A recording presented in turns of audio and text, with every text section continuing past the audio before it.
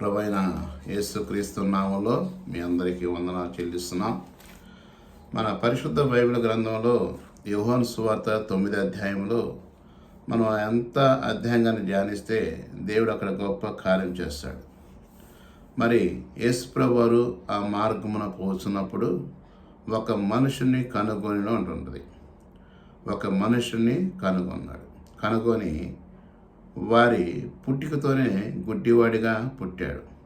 అక్కడున్న శిష్యుడు అడుగుతారు, ప్రభు, వీడు కానీ వీడి కన్నవారు కానీ ఏ పాపం చేశారో వీడి గుడ్డివాడుగా పుట్టాడని వారు అడుగుతారు. అప్పుడు ప్రభు అయిన యేసుక్రీస్తు వారు అంటారు, వీడు కానీ వీడి కన్నవారు కానీ ఏ పాపం చేయలేదు, దేవుని మహింపరచుటకే వీడి గుడ్డివాడిగా పుట్టాడు అంటాడు. చూడండి, దేవుని మహింపరచడానికి తన గుడ్డివాడిగా దేవుడు పుట్టించాడు. అయితే అక్కడ ఉన్నవారందరూ కూడా ఏమనుకుంటారంటే, వీడి కన్నవారు కానీ లేకపోతే పితృలు కానీ వీడి గర్భంలో ఉన్నప్పుడు కానీ పోయిన జన్మలో ఏ పాపం చేస్తే వీడి గుడ్డివాడిగా పుట్టాడని వారందరూ కూడా భావిస్తారు.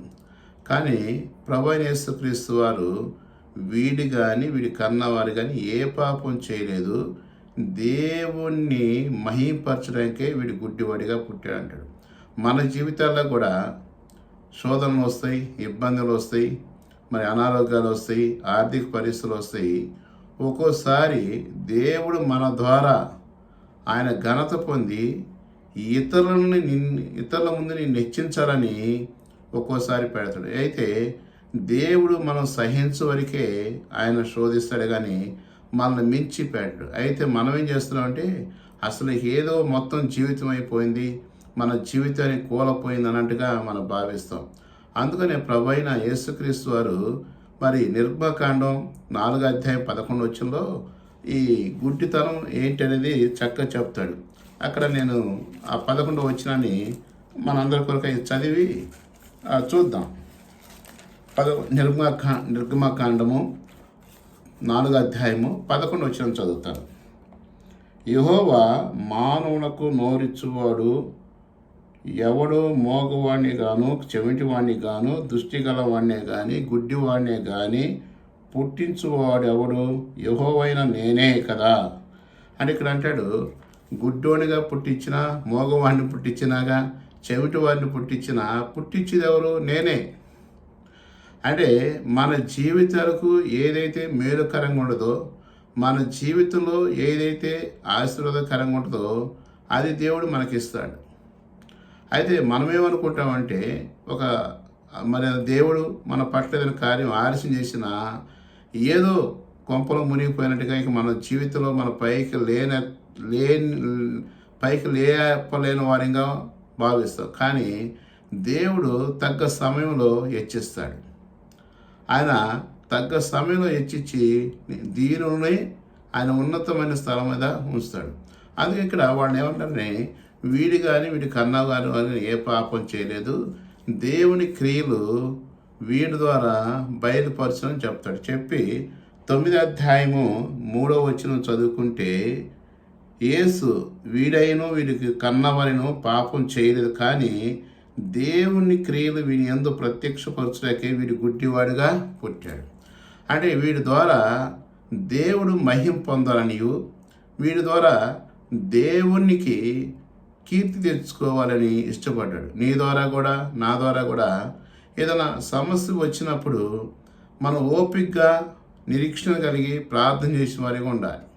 ఎప్పుడైతే మన ప్రార్థనా జీవితం కలిగి ఉంటామో, ఎప్పుడైతే దేవుని వాక్యం ధ్యానిస్తామో, అప్పుడు మన ద్వారా దేవుడు మహిమ పొందుతాడు, మనల్ని ఇచ్చిస్తాడు. అంటాడు కదా, నన్ను ఘనపరచు వారిని నేను ఘనపరచుదు అంటాడు. అని ఇక్కడ అంటాడు 4వ వచనంలో, పగలున్నంత వరకే పంపిన వారి క్రియను మనము చేయుచుండవలను, రాత్రి వస్తున్నది, అప్పుడు ఎవరిని కూడా పని చేయలేడు.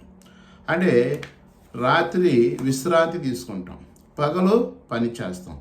మన జీవితంలో కూడా అవకాశం ఉన్నప్పుడు దేవుణ్ణి ఏ విధంగా సేవించాలి, దేవుని వాక్యము ఏ విధంగా ధ్యానం చేయాలి, ఏ విధంగా ప్రార్థన చేయాలి అనేది నేర్చుకోవాలి. ఎప్పుడైతే దేవుడు ఎందుకంటే ఆలస్యం చేసేది, ఆయన దగ్గర మనం ఇంకా దగ్గరగా అవ్వాలని. ఆయనకి ఇంకా మనం దగ్గర కావాలని ఆయన ఇష్టపడుతున్నాడు. అలాంటి గొప్ప దేవుడు మన దేవుడు. కనుక మన ఏ పరిస్థితులు ఉన్నా ఏ భయపడిన అవసరం లేదు. ప్రతి సమస్యకి, ప్రతి భయానికి పరిష్కరించేది మన ప్రభు అయిన యేసుక్రీస్తు. అందుని బట్టి మనం ఏమనుకుంటే ఏ పాపం చేసామో కర్మ అనుకుంటాం. కర్మ లేదు, ఏమీ లేదు. నువ్వు దేవుని సేవించే లోపము ఉండాలి, కానీ ఇంకేం లోపం ఉండదు. అంటే మనం ప్రార్థించే జీవితం కానీ, వాక్యం ధ్యానం చేసే జీవితం కానీ, ఆయన్ని ఆరాధించేవారిగా ఉండాలని దేవుడు ఇష్టపడుతున్నాడు. కనుక ప్రియమైన సహోదరుడా, సహోదరి, ఈ యొక్క వేళ ఈ పరిస్థితిలో నువ్వు ఏవైనా ఉన్నా సరే, దేవునికి నువ్వు అప్పగించుకో.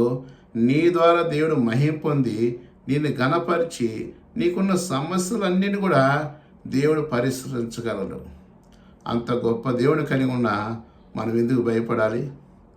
భయపడొద్దు అంటాడు దేవుడు. ఎప్పుడు కూడా భయపడొద్దు. కానీ మన జీవితంలో ఏదైతే దేవుడు కోరుకుంటాడో దాన్ని తెచ్చుకొని పెట్టుకుంటాం. మనం అంతా కూడా భయపడమని ఉంటాం. మనం భయపడిన అవసరం లేదు. ఈ 9వ అధ్యాయాన్ని ప్రభు చిత్తమైతే డైలీ ధ్యానించి డైలీ మరి అధ్యాయం అయిపోయే వరకు కూడా దీన్ని మీకు అందించాలని ఆశపడుతున్నాను. మీరు కూడా సిద్ధపడాలండి, ప్రార్థించండి, నా కొరకు ప్రార్థన చేయండి. దేవుడి మాటలు దీవించడం కాదు, చిన్న ప్రార్థన చేస్తున్నాం. ప్రేమ గల తండ్రి, నీ ఘనమైన నామాన్ని బట్టి వందనములు, స్తోత్రాలు.